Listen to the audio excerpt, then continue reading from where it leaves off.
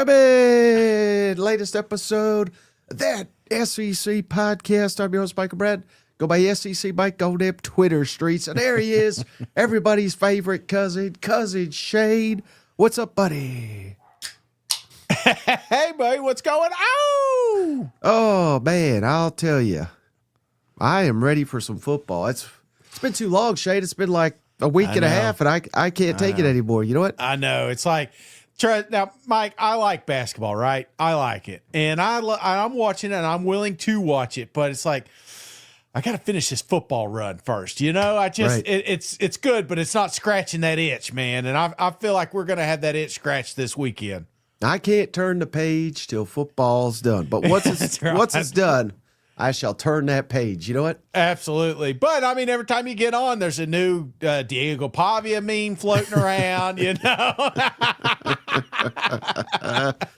Well, before we get going, Shane, as always, got to remind the cousins, we are brought to you by MyBookie, the online sports book. And yes, I have triple checked here, Shane. They still got the $500 guaranteed wager. So go on over to MyBookie, sign up for a new account with that promo code SEC, and you can up to $500, the initial wager you could put in. You lose all that money immediately if you listen to Shane and take freaking I don't know, Miami to beat A&M. MyBookie's going to give you that $500 back as long as you use that promo code SEC. So go help them out. They've helped us out.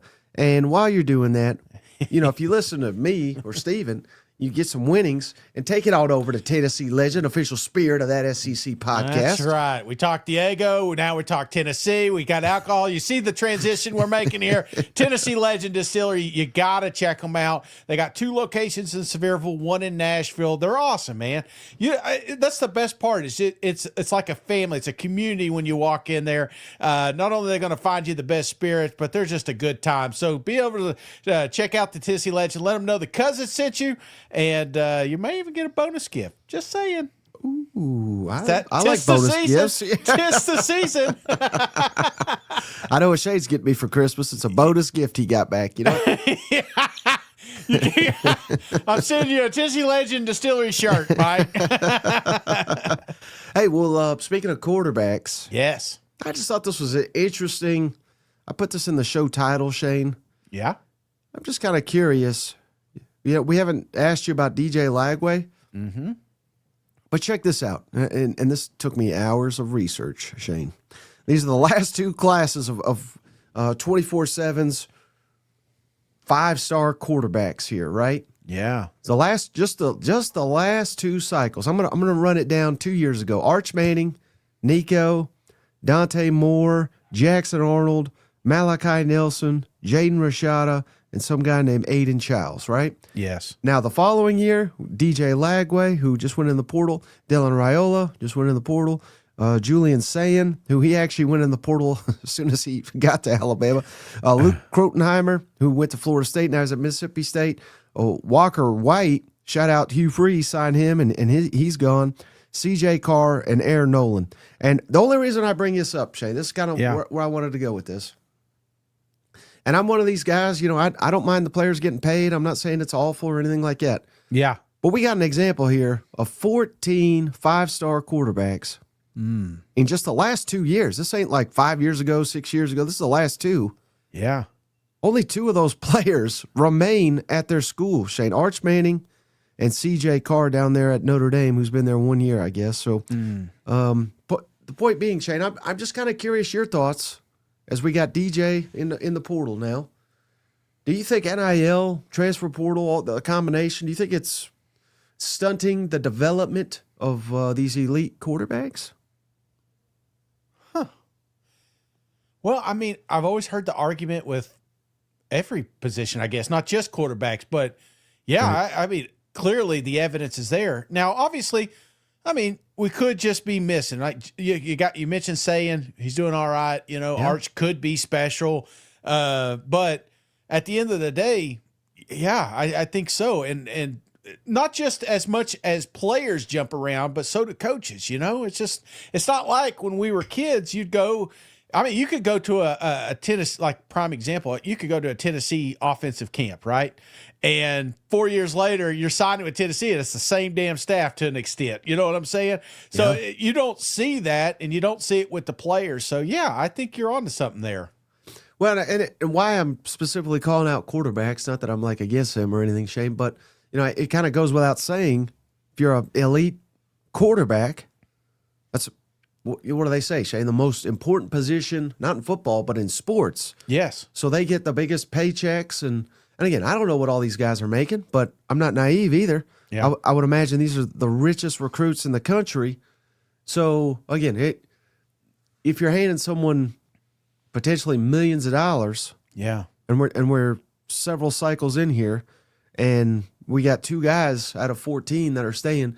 I'm just kind of curious if, and I got a couple clips here that kind of go along these lines, but I think the trouble is in finding guys that love football as opposed to love what football can do for them. Do you think that's fair? That is fair. Yeah. No, I think you make a good argument there. And again, small sample size, but I do think that obviously all those kids care about college football. But, when you start introducing.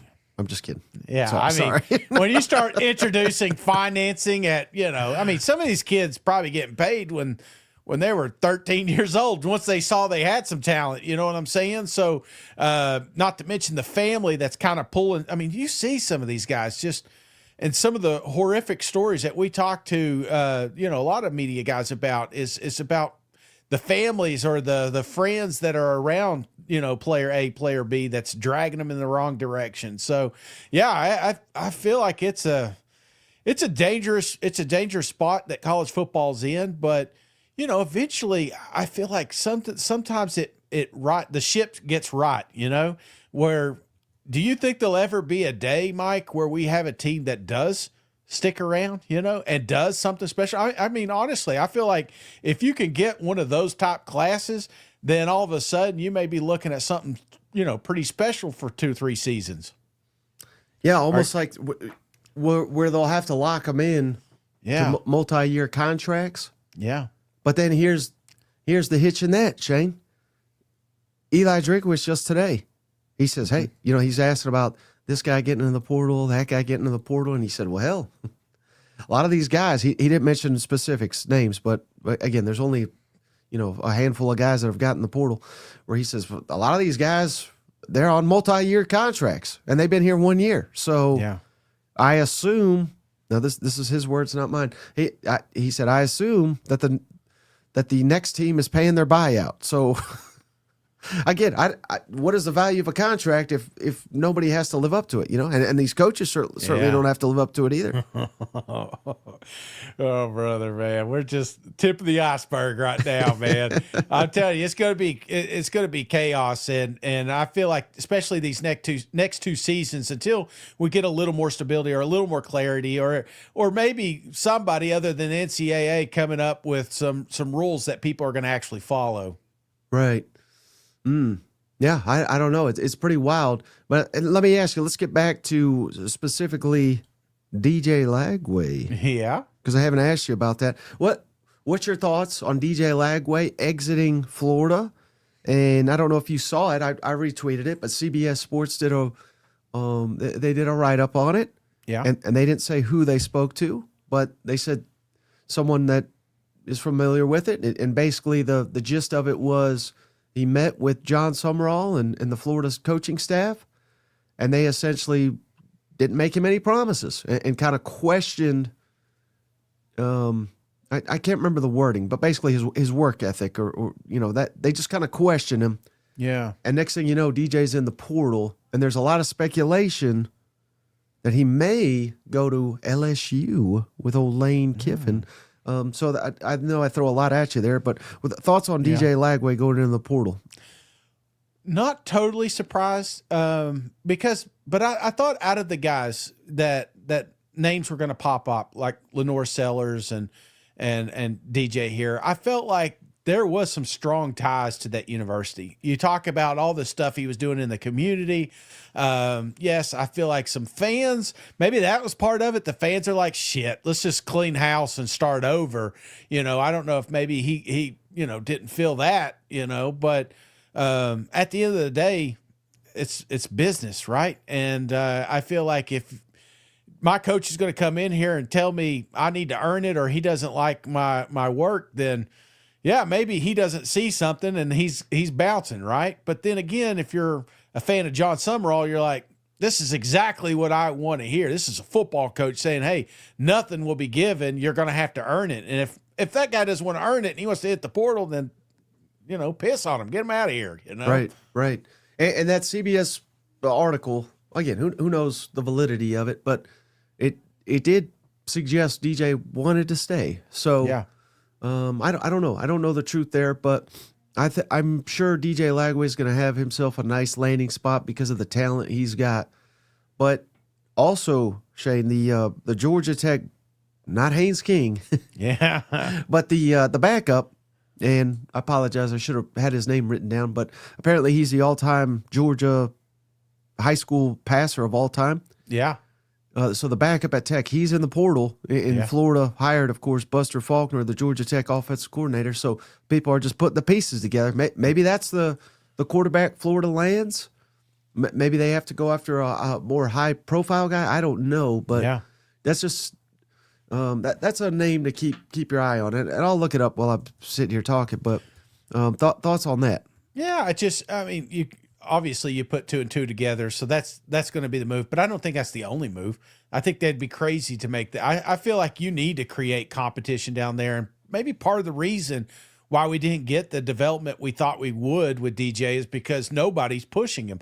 I mean, we always hear that analogy, and I'm going to butcher this, right? As the tides rise, so do all the ships around it, Right. So I feel like if you look to go from DJ to Harrison Bailey, which again, Coach came out and said DJ's not the backup, but whatever. I mean, we kind of thought he would be. I just feel like if you don't have talent in that room, then you don't have talent pushing you, and maybe that was part of the problem that DJ had. His name, I looked it up here, Shane. Aaron Philo. He's 6'7", and he was a 4-star recruit. So take that for what it's worth. But yeah, I'll take a 6'7" quarterback. How about he won't get his passes knocked out at the line of scrimmage. I'll tell you that. No, he's no Diego Pavia. Well, speaking of that, Shane, I get kind of going on the lines of all this that I'm talking about. Yeah. What can I ask you though? Is LSU the landing spot that DJ? Like, if you're looking at a spot for DJ that maybe can maybe get the most out of him, is LSU the one, or are you looking elsewhere?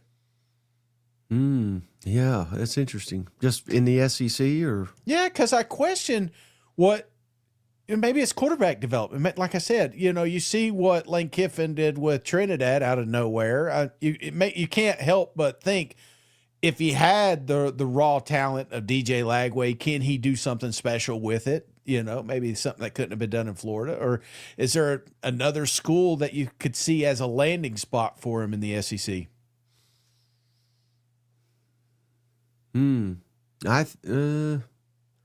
Yeah, I don't know. I'm trying to think about that, but in the SEC, yeah, I mean, we got a couple spots that are potentially open, right? Yeah, Vanderbilt, Missouri, perhaps, Kentucky, maybe. I think they're pretty committed to Cutter, but yeah, I just think Lane Kiffin, his ability to coach up a quarterback, it makes sense. But I think LSU. I think they're going to have better options. Do you think we get a Felipe Franks 2.0 in Arkansas, or I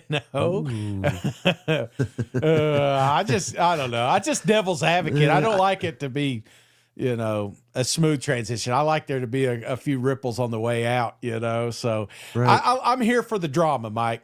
Speaking of, did you see TJ Finley? He hit the portal yet again. He's coming home, baby. Yeah, seven year. He's trying to get a seventh of school. Yeah. I remember Coach O signed him, said this guy's going to play in the NFL, but not if he never leaves college. You know what? No, he's the Van Wilder of quarterbacks. But hey, so going on this whole theme, Yes. I just thought this was interesting. Coach Eli Drinkwitz, he was on one. This is like a 4-minute clip that I shaved it down to less, about half that. But on the current state of college football, tampering, all this craziness, I thought this was pretty interesting. Tampering is at, the highest levels. There is no such thing as tampering. It's just because there's nobody that's been punished for tampering. And so everybody on my roster is being called. I had a dad call me and say that, and I called the head coaches at their schools, that this school and this school and this school called, and they are offering this much money.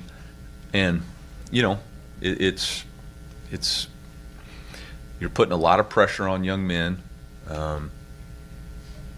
We're paying them as 1099 employees a lot of money. We're not offering any type of retirement. We're not offering any type of health benefits. And we've worked around the system and then tried to create that as the system, instead of creating a functioning way of moving forward and making sure that it works for everybody.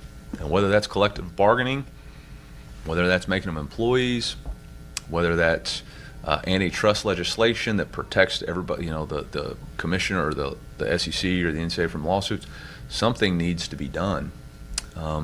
Because, again, TV viewership may be at an all-time high, and that's awesome. And gambling on sports may be at an all-time high, and that's great. I got no problem with that. But what about the well-being of the student athlete? What about graduation rates? What about tax implications? What about handling and understanding financial literacy? What is their life going to look like after 5 years of college athletics? Is it going to be better because they participated in college athletics, or could they be in a tougher situation? And that a lot of us got into college athletics because we wanted to help young men grow and develop. And I think we're still doing that mission, but it's getting really hard because you used to talk about, Coach Saban used to talk about all the time creating value for yourself. And when he talked about it, he wasn't just talking about value for the NFL. He was talking about creating value for yourself with a college degree. So, a lot of good points there, but not hearing a lot of answers. What's your French fries with your wham burger? Mike, we've been discussing this for years and act like, obviously the portal is a new wrinkle in this college football, but tampering, brother, man, go back to the 80s when they were going to these what's Blue Chip, the movie? You know what I'm saying? There's plenty of tampering going around, and I'm just saying, you either got to adapt or you're going to fall behind. And I feel like Drink obviously says the right things at the podium, but at the end of the day, I feel like, just because somebody's doing it, don't think that Mizzou ain't doing it too. You know what I'm saying? Yeah, and a lot of in the comments they're talking about Caden Green from Oklahoma. Yeah, right. That's a prime example. Yeah, so I hear you, but we can't sit here and mock TJ Finley at the same time and be like, "Oh, what a joker."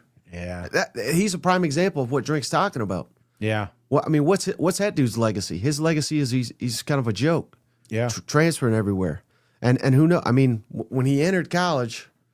Now, maybe all these coaches say stuff like this, but when he entered, Coach O said, I think this guy could go to the NFL. There's no shot in hell he's probably going to the NFL, because he never got developed.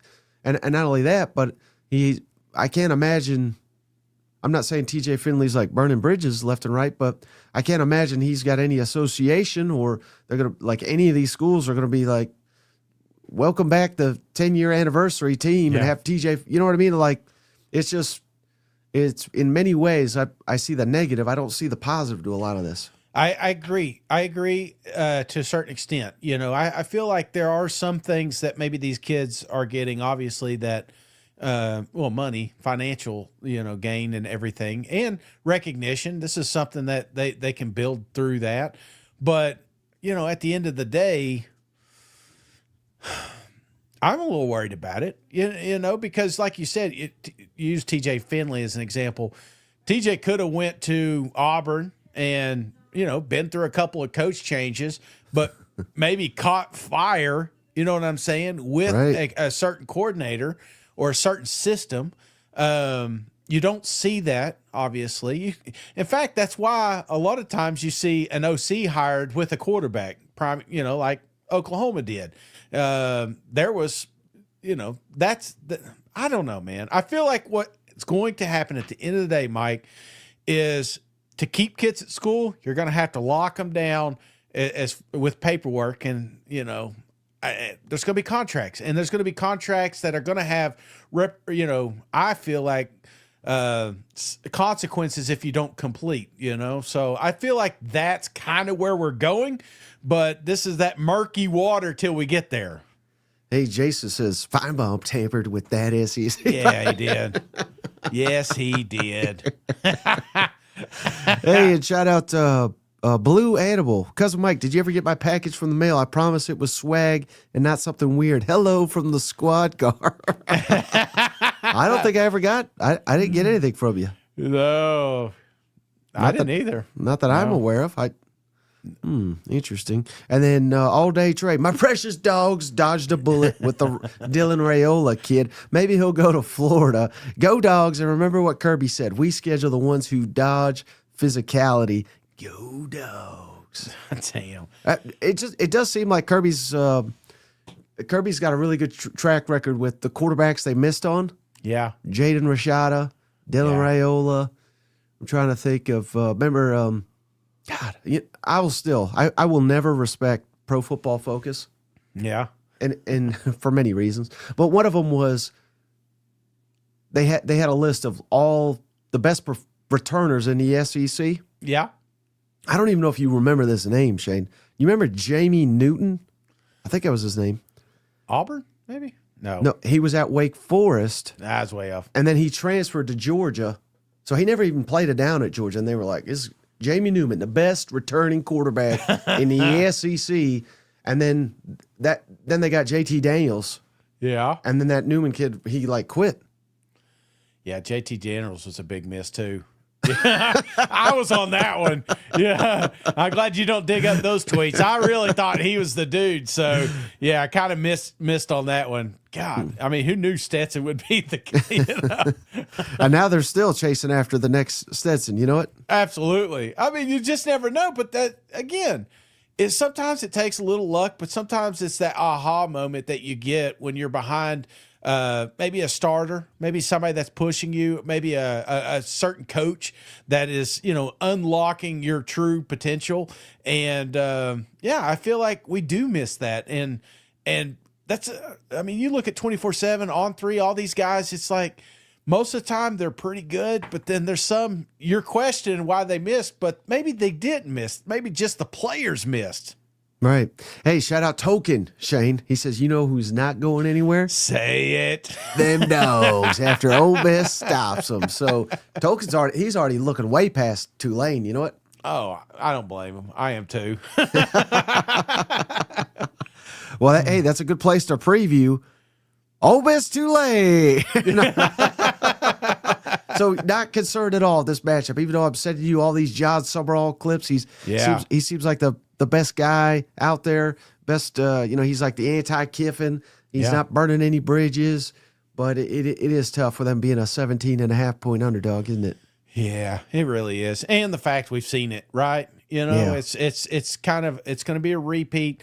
No lane, but again, I don't think it's going to matter in this one, right? John's moving on himself. Tulane's fired up, but it's going to take more than a fired up coach to win this football game. Yeah. Well, speaking of Summerall, I just thought this clip was awesome, and this is for Florida fans too. You give you an indication of who you're getting as your head coach.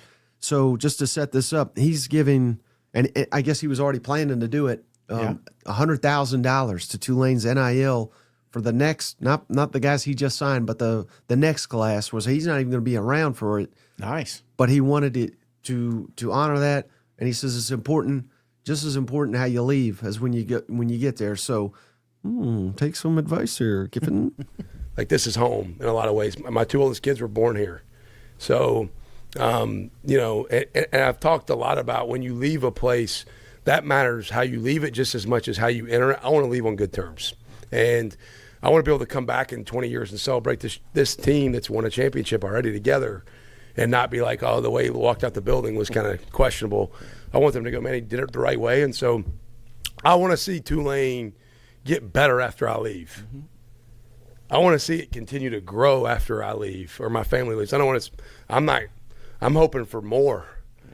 I don't want this to be the end of anything. I want this to continue to build upon this. With Jamar. Man, that's cool. I dig it. Until they take that $100,000 and buy a Georgia Tech quarterback. Would that be funny? They misses out on his quarterback. Yeah, John Sumrall's boy. But hey, so I rewatched that game this morning, Ole Miss Tulane. Yeah. Man, Tulane literally could not have played any worse on offense to start that game. And that was instrumental in Ole Miss. Ole Miss kind of did whatever they wanted with them. And that Tulane was down their best offensive lineman. So I don't know, Shane. I don't necessarily think it's going to be a 35-point ball game again. I certainly don't think Tulane is going to upset Ole Miss, but I do think it'll be a better game than last time. And given the uncertainty, and I don't know if you've seen this, Shane, but again, Ole Miss players, they're meeting with the media and they're having to get asked. Trinidad, hey, if you get your waiver, where you gonna be next year? I don't know if you've seen a video, and apparently this video is legitimate. Of I don't know why he would film this, but there's a video of Lane Kiffin. Yeah. I don't know who he's talking to, but he's on speakerphone, right? Yeah, I did see that. And they're saying Keywan Lacey's coming to LSU, so they've already agreed on it. So. Again, is he the only player that's done stuff like this? No, but probably one of the few that is about to go into the college football playoffs trying to win a national championship and already agreed to go to his next school. So there are distractions there that are unique to Ole Miss, don't you think? Yeah, for sure. And we've seen some of these top games in the past, not just Tulane, but maybe one team just destroys the other, and then you meet again in the SEC championship. I remember, going back in time, Mike, 2001, when LSU came to Knoxville. Remember, Kelly Washington had like 5 touchdowns, 300 yards. It was something ridiculous. And we waxed LSU's ass, right? And then we meet again in the SEC championship, and it didn't work out so well. So I feel like, it doesn't really matter about the first game, but it could if you're overlooking them. And it's okay to do it as fans, but players, yeah, absolutely. Next thing you know, if you're down a couple of scores, that changes everything. So this could be, shouldn't be, but could be an intriguing matchup. Right. And one thing, again, we haven't seen this guy coach. Yeah. As a head coach. He's been an outstanding defensive coordinator for a long time in the SEC. And, of course, I'm talking about Pete Golding. But, I think it was unfair to him, Shane, given the situation, and he inherited it. And I have made the comparisons to Zach Arnett. I think it's completely different. Yeah. And the fact that he's coached and learned under Coach Saban, he's coached and learned under Lane Kiffin, and how he's handled this situation. I think he's doing. I think he could prove to be a really, really good coach for Ole Miss. And I really like this clip. He was asked about what is going to be the culture under Coach Pete Golding in Oxford. Let's kick it over to him. I think competitive, number one. I think that's not something that's just started. I think that's something that's been around here a long time. At the end of the day, they keep score. And if you keep score, the object's to win the game, right? And no difference from players that we're trying to recruit. We're trying to recruit players to help win games, right? You're hiring coaches to try to help win games, right? And I know that's what we're judged based on. And they've done it at a really high level here consistently over the last couple of years. So I think competition's number one. But I think that comes there's got to be some interior motivation. All the exterior factors, in my opinion, of what college football used to use was the NFL. And so you had elite players that wanted to get to NFL because they wanted that payday. Well, they've already got it now. All right, so they've got nice cars, they're in nice condos. Shit, some of them in the country club by me, right? They've already got what you used to have to work hard to, right? They have. And so at the end of the day, if there's not that interior motivation to want to compete and want to be the best player at my position and want to be the best team in the country, to want to leave a legacy, right, for this team that's never been done here before, right, then you're going to fall short. And I think that's what gets lost in the recruiting process when you just go back to the tape and you're watching the tape. Like, does the guy love football or does he love what football could do for them? And so we want a group of guys that love football, that are tough, competitive, that are wired the right way. That just want to spot the ball. And we've talked about that before. So I think we got a really good nucleus of guys like that. And when you have guys like that, it's really easy to weed out the other ones, because if they don't jump on, they eliminate themselves. But I think that's really important in the recruiting process, and I think we've done a really good job here. Hell, Shane, we got players that live next door to me. We're making so much money. You know what? Dude, I tell you, there's something about this guy. And, we lost some good ones this year, but having a cold beer, Pete's moving up this list pretty damn quick right now. He just shoots you straight, and I love that. I love it. And sometimes it can hurt, right? I feel like this media, to go from Lane Kiffin to Pete, it's going to be a transition, but at least you're going to get authentic, And when we did the way too early predictions, yeah, way, we'll do about 10 more. Yeah, you were down on them. And again, press conference is not going to change anything. But I was asked on a radio show today. I thought it was a really good question, Shane. Just how confident are you that Ole Miss can keep us going under Pete Golding? And what I said was, if you look at where Ole Miss has been under Lane Kiffin, they are legitimately a top 3 program in the SEC in terms of wins and losses, behind only Alabama and Georgia in the last, I think, 4 seasons. So I think it would be a little unrealistic to expect Pete Golding to keep that up. Yeah. But I don't think they're going to fall off a cliff. If I asked you that, how confident are you that they could keep this thing going with Pete Golding? What would you say today? Keep it going. I would say 40%. 40% chance right now at this elite level, right? Do I think Pete's pushing playoffs in 26 at this moment? No, but it's not fair. I mean, I haven't given him a recruiting cycle. I haven't given him a portal cycle yet. The man was dealt some rough cards. I mean, it's crazy. It's almost like Ole Miss fired their coach. I feel like there's going, at the end of this season, whenever that day happens, I feel like there's going to be a little bit of a fire sale, if you will. And if Pete's able to maintain that roster, that's a telltale sign, and that, he will be able to recruit well, to get more kids in the portal and continue this trend going, because Ole Miss is now a recognized brand, which it wasn't when Pete first got up there. Yeah, and I think it is very fair to say that this ain't the 90s anymore. Yeah. Heck, this isn't even the 2010s. You know what I mean? Like, yeah. The sport has seemingly changed with the portal, with NIL. Yeah. And some programs have adjusted and some have not.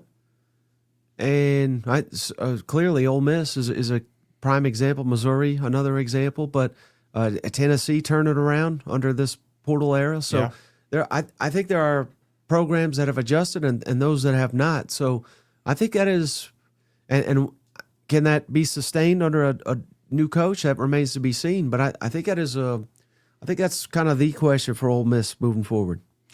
Yeah, I mean, the system's there, right? The benefit. Lane Kiffin may not have left you $100,000, you know what I'm saying? But he left you a $1 million recipe that works. And I feel like if the coaches, if the admin, if everybody can just kind of take hold of that and keep this thing running, brother, Ole Miss doesn't have to go anywhere anytime soon.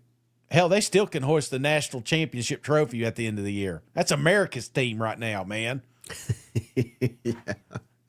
Hell yeah. All right. How about, another, which should be a great game. And remember, we're going to do a Friday night watch party, Shane, for Alabama and Oklahoma. And it sounds like, Shane, that both teams are getting healthy in critical positions. Yep. Heading into this matchup.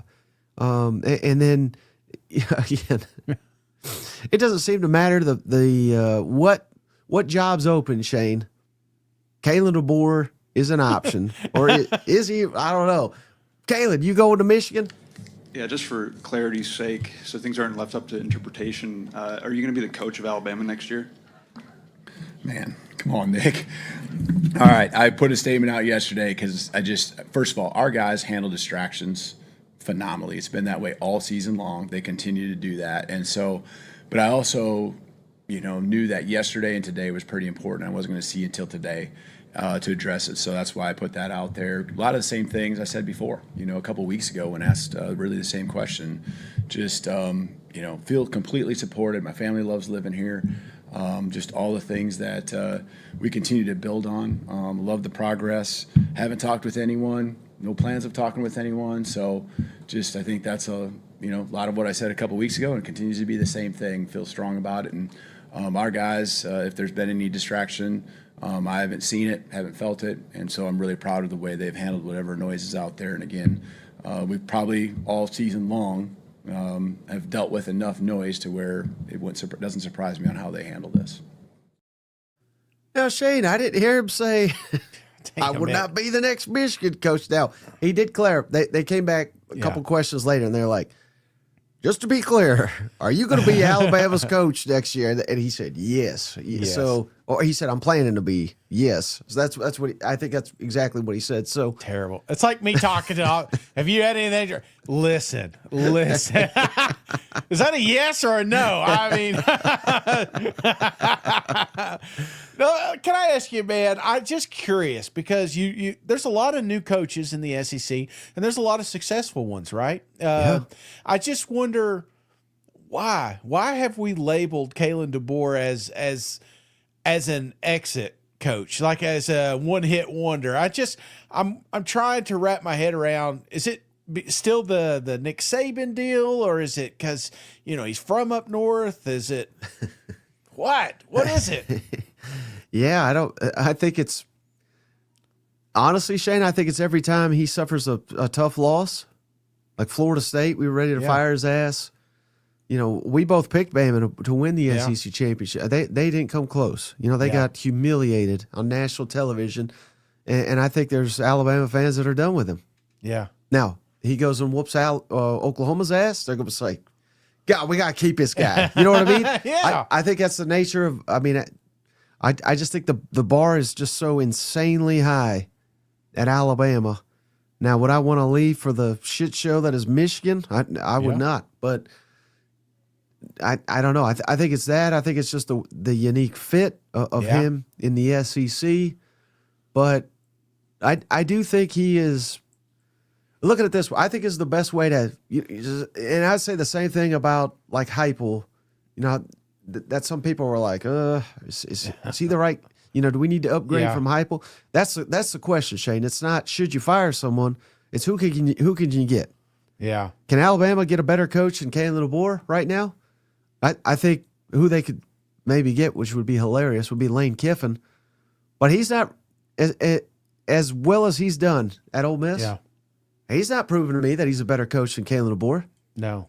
No, that's a great point. And I just wonder, I mean, what is it going to take? Like if this Yankee bastard comes over here and wins a natty, right? Do we stop asking?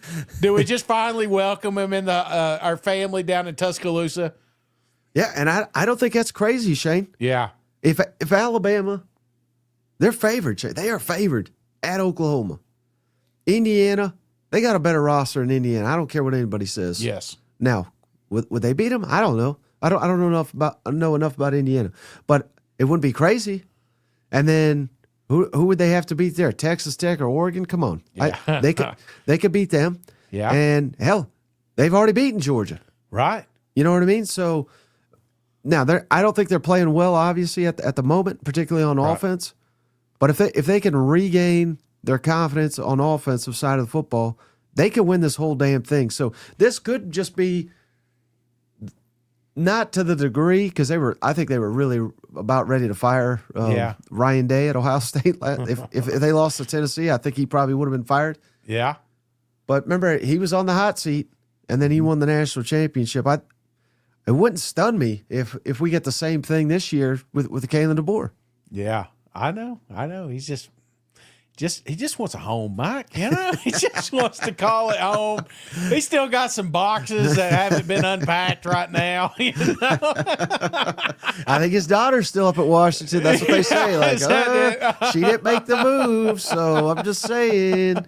You know. Oh, I love it. I love it. I promise you, this is gonna happen, Shane. Yeah. There's a lot of talk that Michigan may end up getting Jed Fish, who's the Washington coach. Yeah. So that Washington job's going to open up. So then it's going to start all. Are you going to go back to Washington? You know what I mean? Like it'll happen all over again. You know what? Your kid's up there. Oh yeah, no, it's not going to happen. I feel like Calen's going to have a good run here, and it'll be a while before we get rid of him. But it's just kind of comical that he's the guy that they're like, what about Calen? You know, it's like. I think you've already called this one though, Shane, the best first round game in your opinion. Yeah. Yes. Alabama, Oklahoma. So we've hit a lot on here on Alabama. What about Oklahoma? We got videos of John Mateer getting tackled by a fucking blow up doll, basically. Confidence in Oklahoma going into this matchup. I called that rat poison, but I think it could be a good thing, right? You release the John Mateer getting tackled by the tackle dummy, then all of a sudden we're like, oh man, we're gonna steamroll these guys, and then Oklahoma just doesn't die. So I then on the other side I'm like, what media guy releases that? You know what I'm saying?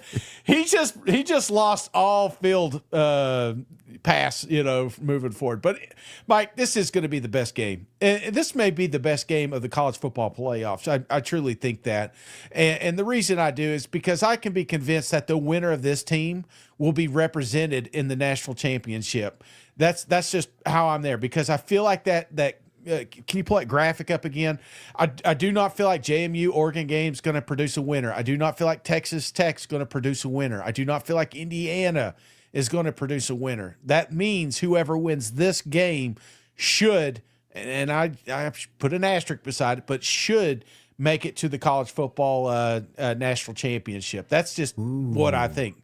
Now, I don't think it's the best bracket. I want to be clear here. I'm not saying this is the best two teams that are in it. I feel like that lower bracket is going to have some damn ball games, right? And but out of the first week, that's how confident I am with the impact of this football game. Yeah, and I saw this today that I know a guy you and I both respect quite a bit for his as an analyst and obviously as an all-time great SEC player. But Chris Doering, SEC Network, he's got Georgia winning it all, but got them playing Oklahoma in the national championship. So, yeah, I mean, he's probably biased a little bit to the SEC, of course, but I've never known him to be like a homer guy either. But no, and good news for Oklahoma. It's nothing official yet, but R. Mason Thomas returned to practice. Yes. So there's footage of him. Looks like a guy that's going to be playing. They have not officially announced that or anything, but just another huge piece of the puzzle for the Sooners as they prepare for Alabama. And man, I can't wait. Not just only this game, but the fact that we got 3 home games. Yeah. For the Southeastern Conference this weekend and the college football playoff. I was always hopeful that we'd see a day like this, but I didn't know we'd ever get it. And man, this game on Friday night it could very well be the best one of the bunch. And Mike, to be fair, my ottoman tackled me the other day. I wasn't paying attention, dude. My life flashed in front of my eyes. I was like, I'm gone. Lord's taking me. Shin says, I can't wait for this show after Indiana wins. Get done. Shin. Yeah, Shin. Jeez. That's uncalled for. Shin, if I didn't like you so much, we'd ban you.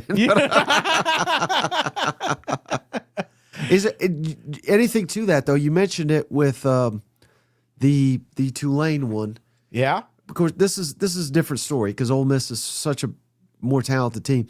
But do you put any stock in? It's just difficult to beat a team twice in one season when it comes to Alabama, Oklahoma, or do you put no stock in that? No stock in that. I mean, we saw that last year, Georgia and Texas, right? Yeah. Now, was it a better game the second time? Yes, right. But again, I do not. I feel like there is a little bit of an element of surprise, and mainly film study. Like you watch a guy and you're saying, okay, he's doing this, he's doing that. But then when you're actually blocking his ass, you may realize a few things. Like, I need to work on this the next time we meet. So I feel like that element would make the games closer just naturally. But then again, there's going to be some new faces that didn't meet in the first round. So this is going to be an intriguing game. And like I said, it's going to come down the damn wire. So I'm looking forward to it. So all the cousins, grab you a cold beer. I'm allowed to drink a little bit more on that one. But I look forward to the live one with you Friday. All right. And then, of course, the other one that we've yet to hit on here, Miami at Texas A&M. Uh-huh. We've had Marler says this is going to be the game of the week here in the college football playoff round one, in his opinion. Steven has said something similar. And good news, again, for A&M, nothing official, but we got Le'Veon Moss, outstanding running back at practice. So that's good. It looks like he, again, nothing official, but all the weapons we can utilize here, good for A&M. Yeah. Any additional thoughts on and again, A&M's in a interesting spot here, Shane, because their offensive coordinator, their defensive coordinator, both of them have taken jobs. Now they're both staying for the playoff run. Yeah. But that's difficult. Attention divided a little bit. I don't think anybody wants the Miami coordinator, so I think they're both staying fully with the Hurricanes. But any thoughts on this one? Yeah, a little bit, man. Texas A&M has had a special season up to this point, right? And I feel like you lose a lot if you lose a college football playoff game in College Station to Miami, right? I do not see Miami as a national championship contender. They're a good team. They got good players, right? But this is an Aggie team that went to Notre Dame and got a massive win. This is a Notre Dame team that went on the road and beat Mizzou. I've seen some special wins come from this football team. And I feel like if for some reason A&M can't win this game, that's going to devalue everything we've seen up to this point, all the progress that Coach Elko make. And then, we may be sitting there like, damn, we just gave this guy an extension, is this Jim? I'm not saying that, guys. I'm not saying it. Making to the playoffs is not easy to do, but I feel like you have home field. A lot of people say that this is one of the toughest, if not the toughest play football. And if you don't win this fucking game, man, I'm going to be the first one to put egg on your face. Yeah, it's interesting to think about, isn't it, Shay, where, the pressure on A&M, where you were 11-0. Yeah. The fans are, assured they were going to win the national championship. Yeah. Go into the SEC championship for the first time. And then you lose to your hated rival once again. And I won't say you got dominated, but it was a double-digit loss. And then you come home, and if you lose this one, it's like, what in the hell? We just completely blew it. Right. We lost the games that truly mattered. So do you think there's a lot of pressure on A&M here? I think so. And I think it kind of reared its ugly head against Texas. The fact you're going into a perfect season, something no one is doing in the Southeastern Conference right now. We talked about a lot of great football teams in this conference, but there was only going to be one that had an undefeated season, and I felt like that pressure got to them a little bit. I hope, honestly, man, I look at that loss as maybe a blessing in disguise, a little humble pie that they probably got, and that's exactly what they needed, because Miami could catch you. And if they do, I'd like to have a loss because the pressure's off now. Now the pressure should be on Miami solely, and I feel like that's what's going to happen this coming up weekend. Right. And I don't want to compare Coach Elko to Nick Saban, greatest coach of all time. But you do make me think of, I remember quite vividly, Shane, my buddy Nick. Yeah. He's a big Bammer.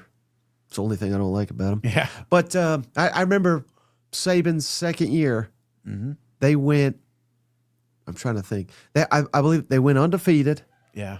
And then they lost in the SEC championship. And then they played Utah. And this was before Utah was a power conference team. Yeah. And they shat the bed in the Sugar Bowl, lost to Utah. And he was upset. He said, hell, we lost only 2 games that mattered. Yeah. It was similar to this situation. Do you remember what happened the next year for Bama? What?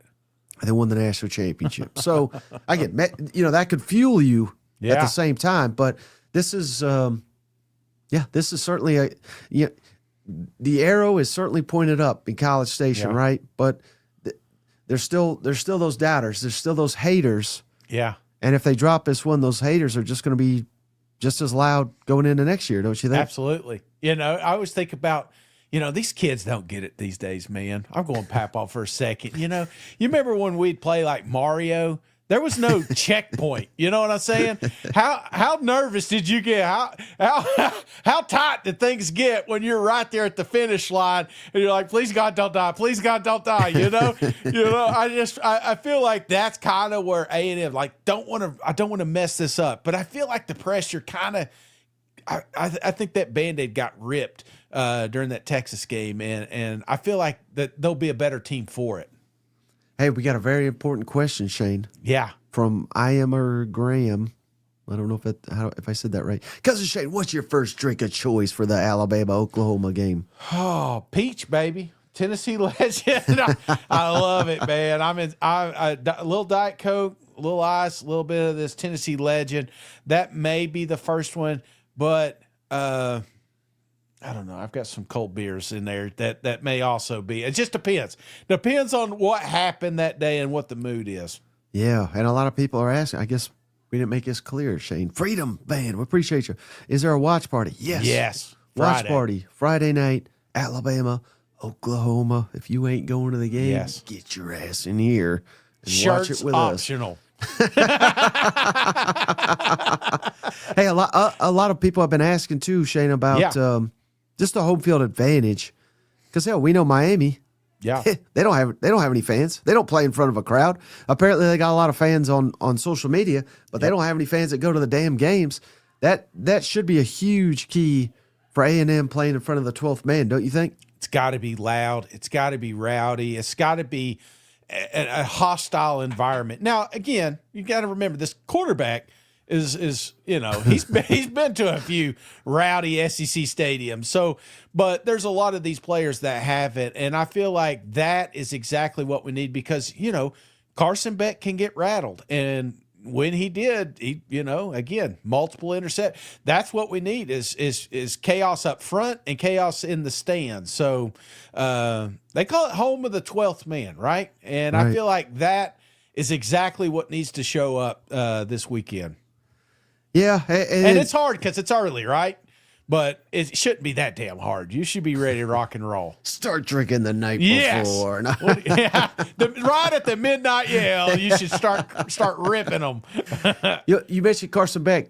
Again, he's been in the battles. He's been in the SEC, so he's played in a lot of these places. Yeah. Of course, if you play at Georgia, you never play at A&M, so he's never been down there. But what's your confidence? Because we have seen him melt down, and I'm thinking about that crazy Alabama game where Alabama jumped on them. I think it was 21-0 or 28-0, and they came roaring back. He looked absolutely horrible in the first half. Then he looked like $1 million in the second half.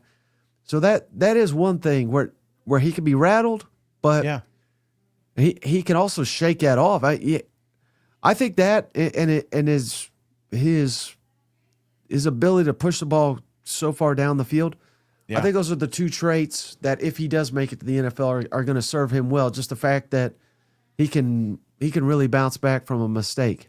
Yeah, absolutely. I mean, he's a veteran, and there's a lot of people that would love to have Carson Beck as their quarterback this year. So, again, I'm not questioning his talent, but it's a team sport. And I feel like if the team does their job and they make Carson Beck be the one that wins this game, I've also seen him lose. So I feel like we really got to it's the defense side. I have no doubt in my mind that we're going to score points here. It's the defense creating a little bit of, especially with that defensive front, getting back there, pinning your ears back, make this thing challenging, make them one-dimensional. They do that, brother. There's no reason they can't blow these guys out of the water.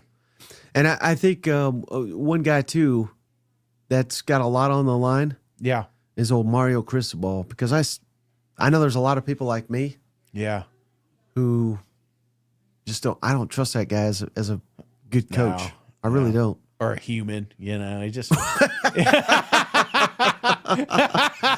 I'm messing with you. I think he's an elite recruiter. Yes. But he's kind of like Coach O. You know what I mean? And we love Coach O. He was a good coach. But again, that's kind of Mario. He's like a poor man's Coach O. Yeah, that's it. Hey, appreciate you, Woo Dad Pig. Merry Christmas, cousins. Hope the SEC wins a natty to distract hog fans from Urichek burying the already dead program that is Arkansas football. It's got to be tough, you know it? It is. It's got to be tough. I hate it, but then again, sometimes you catch lightning in a bottle, and who knows? This may be the right situation. All it takes, brother, is one good season. One good season. You can look at what Arkansas did this year, Mike. I don't know if you still have the 25 schedule up, but if you look, again, the close games. So erase the coaching problems, erase all that. You win those one-possession games. What are we saying here in December, right? Yeah. I guarantee you Sam's still there, right? I feel like this could have been a team that could have used that, but now you got a guy in there that's not going to be looking over his shoulder. The first question we ask old Silver Fox is, are you coaching for your job? Nobody's going to say that, and that makes life a lot easier when you're trying to recruit, when you're trying to build things, because Sam, I feel bad for him, man, going to these houses and say, hey, come here, trust, I'm going to do – but – the next 5 coaches that come in there say, damn, Sam ain't going to be there. Just pay attention. Media, the first question they asked him there at media days. So I feel like you never know if you have that season, if you have that chance, then all of a sudden the money comes in, brother. They will find the money if they got the coach. Let's because he gave us a donation. Yes. Let's find him one upset here in the SEC that Arkansas – today, people are like, no shot they're winning that one, but we think they can. Is there one that stands out to you? Think they can? Tennessee, October 10th, just because they've done it before. I mean, did you remember when they beat Tennessee the last time? They're like, oh, they were all the way back then. You know what I'm saying? So you do that.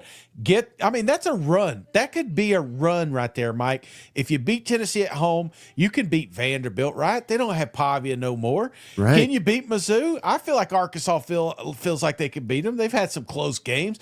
Auburn, we don't know. We're just assuming that Golis is going to turn that program around. We saw what Shane Beamer did down there. So, there may be something here. I mean, you got some tough games. I'm not going to sit here. All of a sudden, they're winning 10. Come on.